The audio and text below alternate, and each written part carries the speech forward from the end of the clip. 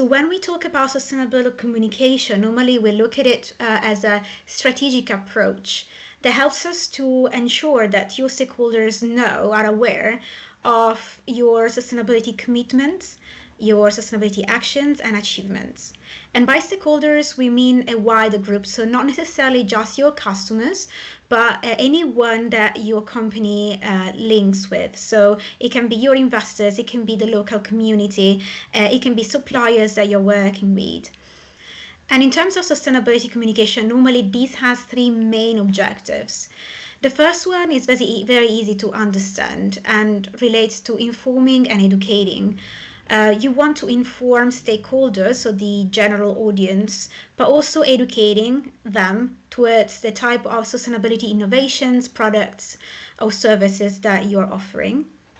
The second one, motivate, is more internal in a way because it's much to do with your employees and managers.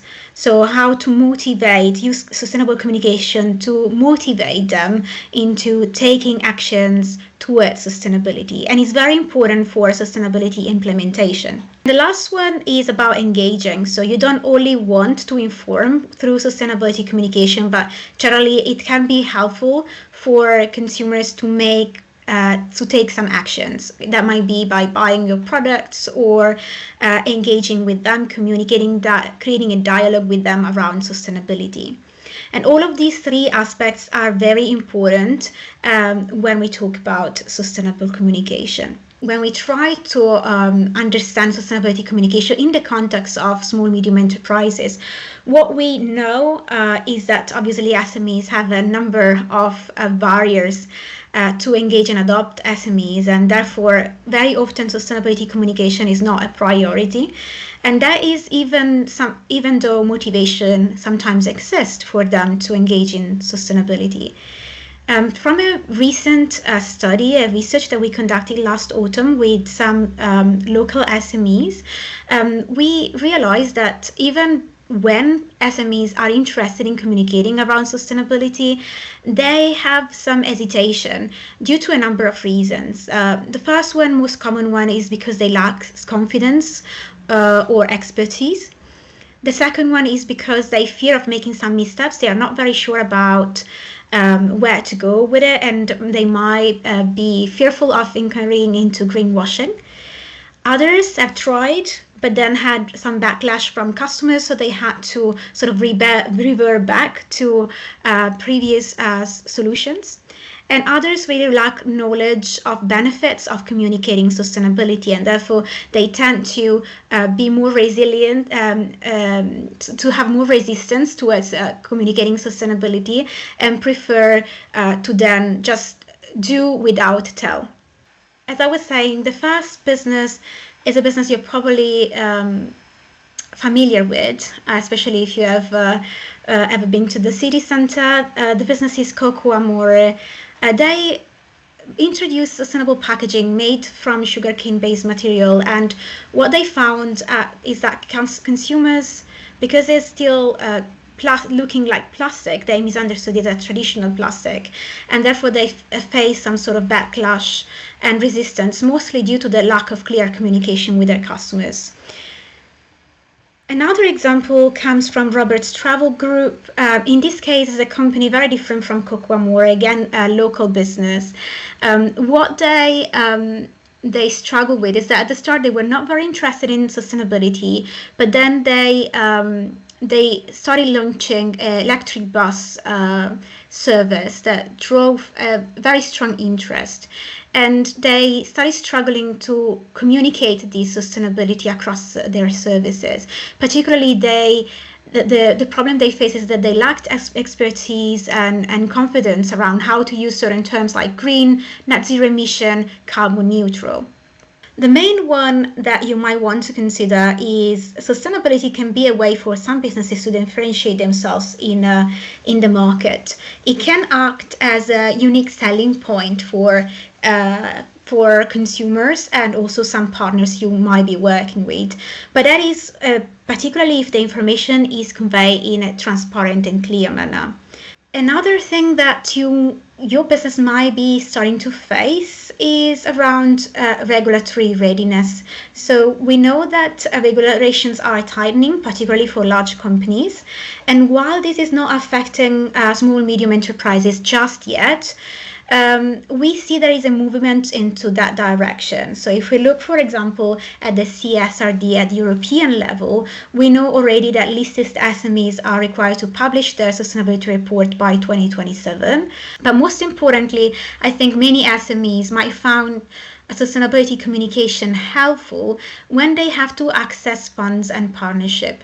We found many of companies coming to us or working with us that had investors or funding bodies or large clients that were very concerned about ESGs, and they asked them to report on their ESG performance. Another issue that SMEs often face revolves around talent attraction and retention.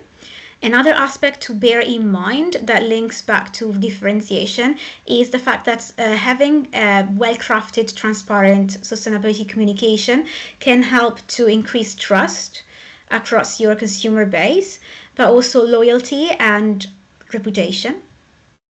It can shield your business against potential crisis, so it can be used for risk management and help you avoid reputational risks such as greenwashing accusation, which we'll look at later. Around assessing funds and partnerships, so it's around supply chain management. We have more and more suppliers and customers that now require you to meet some procurement standards. Now, moving on to explain practically how you can craft an effective sustainable communication.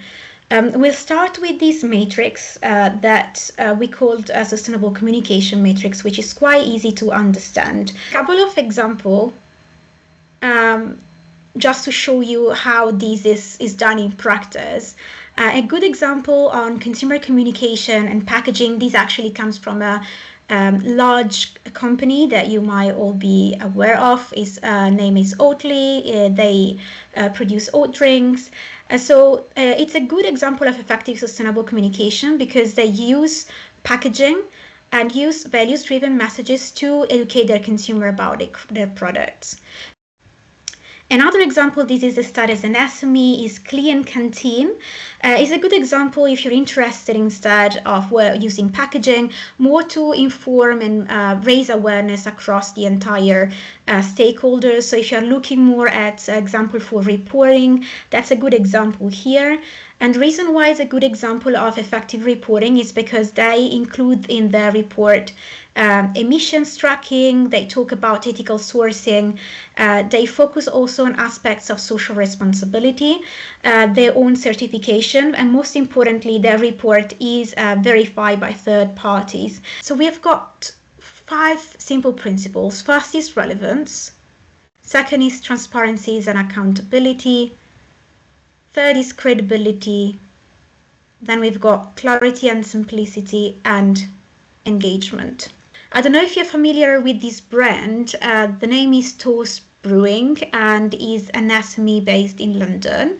They've got up to 10 employees, so it's a quite small business. And their whole business is around toasted brews. So they are using surplus fresh bread. And their main aim is to reduce food waste. And let's start to look at it through the lens of relevance. That's the first principle of our sustainability communication. So why is relevance important? Because very often we forget that sustainability is very much about a story and needs to be connected to your actual business and your values, but also with what your audience needs.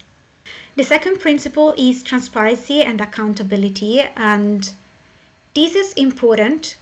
But what is important about this is particularly not just you talking about your progress, but how you talk about the progress. So it's about being clear and transparent about your successes as well as your failures, and as well as where you are in your sustainability journey.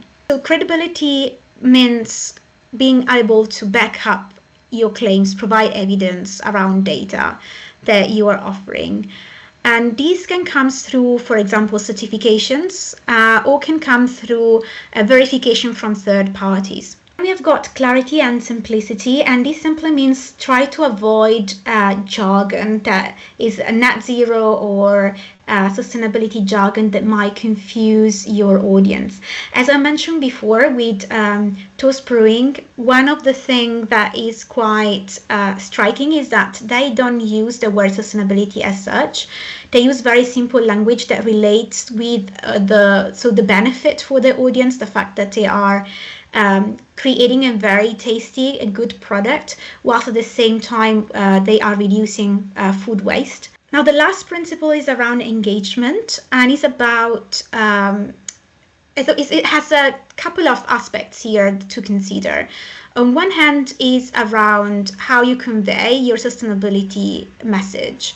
And I think many people tend to convey it using numbers, but what we find that is more effective is actually using stories. What if something goes wrong? So what if I make a mistake, which is something that some of you were concerned about at the start of the session.